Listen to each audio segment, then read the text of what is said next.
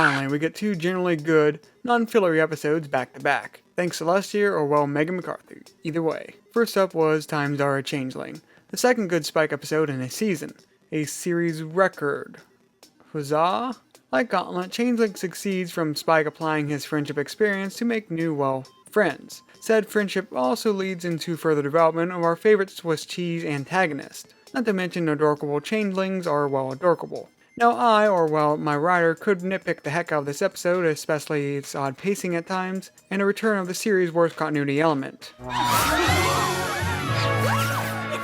the brave and glorious!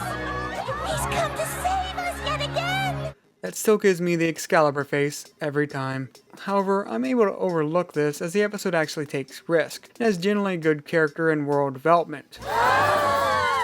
Been so long, about 2 weeks. That said, the element I still find a big negative is the song. Not in and of itself, as Kathy delivers a beautiful performance, but its integration. The song is essentially the icing of an explanation cake, meant to sugarcoat his explanation as to why they should trust Thorax. The problem is there's no cake. Spike never spends the 30 seconds that are needed to explain his interaction with Thorax. The life-saving and crystal hoof parts in particular. Or to put it simply, Spike essentially said you should trust him because you should trust that others can change, which is really not a good defense, at all. Now on to Dungeons and Discord's next second best episode, right after Salad Row review, at least in my opinion, and Ninja's as well. Both are huge step-ups and show off a lot of creativity. I'd like to say that it's a no duh since it's a Discord episode, but yeah, what about Discord exist? But regardless of past transgressions, the visual aesthetics in this episode range from good to sweet Celestia amazing. The best obviously being Discord's dungeon dimension. Spike and Big Mac also get treated well and realistically. What I mean is, we very clearly see they're not comfortable with Discord at first, which is understandable because, but nonetheless, they take pity on him and try to do the right thing. So they are made relatable through this flaw of not exactly trusting him with good reason, but nonetheless shown in a positive light because they're overcoming their flaws to, offer an olive branch of sorts. Also, while short, Discord and Fluttershy's interaction was just perfect. From the opening sequence and goodbye to the last knowing nod at the end. Fluttershy and Discord continue to have just great chemistry, understanding of each other. That is actually one of my sort of negatives of this episode. Why is such great chemistry never bucking used in a dedicated episode again? But no, we'll get another bland Discord and Twilight episode first, because you just know it's true.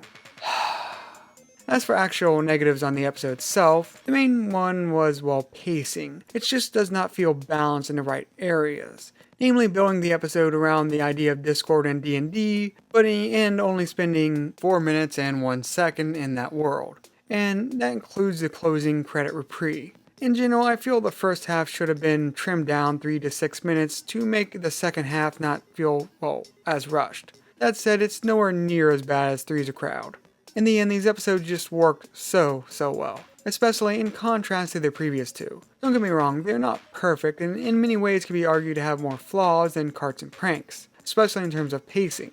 But where they succeed is at taking risk and not selling for the status quo. Both episodes involve genuine character development for Spike, Discord, and even an entire species thanks to Thorax. Times and Discords were episodes not trying to keep the status quo but to evolve it. This allows more meaningful character drama and thereby better stories. This is why filler episodes in general tend to be bad or boring.